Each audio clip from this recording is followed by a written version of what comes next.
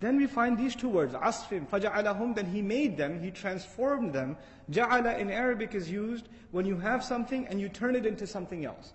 Like you can take wood and turn it into a table, جَعَلَ. Not خَلَقَ. خَلَقَ means you created it out of nothing. But جَعَلَ, you took something and you made it something else. Okay? So for example, in Allah Azza wa Jalla says, وَكَذَلِكَ جَعَلْنَاكُمْ أُمَّةً وَسَطًا. He took you, He made you into a nation, a balanced nation. So you're already there, but He transformed you. So Allah is saying these people, Allah transformed them. So that, and by the way, when ja'ala is used, someone was something else before and there's something else after. So they were a powerful army before. And now when Allah transformed them, what did they become? Now we'll find out.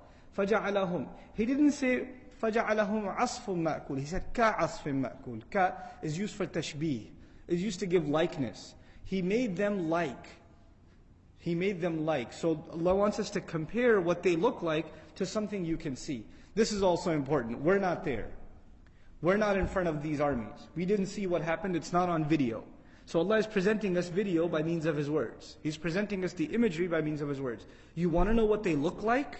Because I asked you to wonder, how did I deal with them? You want to know how they look like? Let me tell you, they looked like ka, and then asf ma'kul. So let's look at both of these words one at a time. Asf in Arabic and asif especially is used for winds.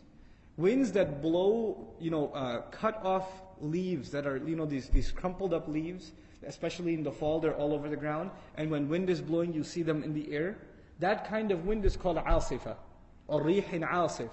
Asif, literally that which is blowing the leaves and the pebbles in the air.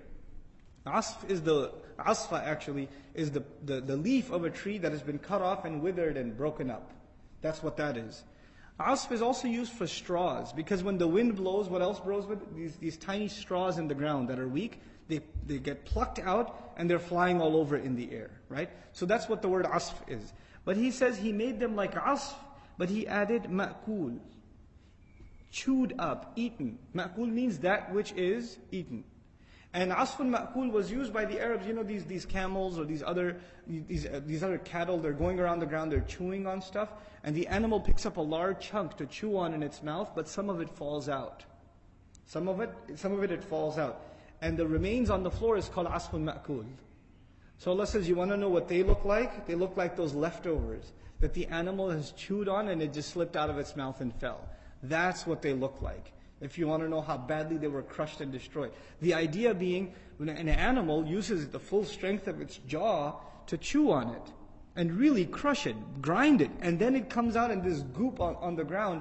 This is how Allah crushed these armies and how He made them. This is one meaning of it. Then ma'kul also means that which is not just that which is eaten, that which is supposed to be eaten. In other words, something that is, ma'kul is something that is there, and it can't help itself, you're going to go eat it. Like, an animal that is about to be eaten can at least run away. But straw or hay or whatever sitting in front of an animal, that food is defenseless. Its destiny is to get destroyed. Allah compares them to a helpless piece of food that has no option but to get eaten up by its enemy. It's like they had no escape. So asfun ma'kul is used. Then the commentary by Ash-Shawkani rahimahullah, أي سلط الله عليهم تعالى عليهم طيرا, that Allah imposed upon them these birds, ترميهم بحجارة, that would stone them with sharp, precise targeting with stones, من طين متحجر, from clay that has been turned into stones, فصاروا بسبب ذلك صرعى هالكين, and because of that they became completely crushed, chewed up, completely destroyed. And Allah describes this state of them, في تمزقهم وتناثرهم كحال أوراق الأشجار. Allah uses this language to describe them, to poke fun at them. These people thought they were so powerful, and Allah compares them to the weakest thing. Not even a leaf that is connected to a tree, but a leaf that is plucked off of a tree. Completely weak. I mean, it's the symbol of greatest weakness. It doesn't even take a force to move it, winds can move it. So Allah compared the strongest army to the weakest imagery possible. So may Allah Azza wa Jal give us a clear and a deep understanding of this book and the ability to practice upon it.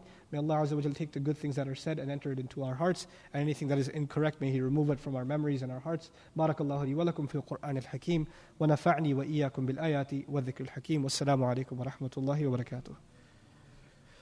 أعوذ بالله من الشيطان الرجيم. بسم الله الرحمن الرحيم. ألم تر كيف فعل ربك بأصحاب الفيل ألم يجعل كيدهم في تضليل وأرسل عليهم طيرا أبابيل ترميهم بحجارة من سجيل فجعلهم كعصف مأكول.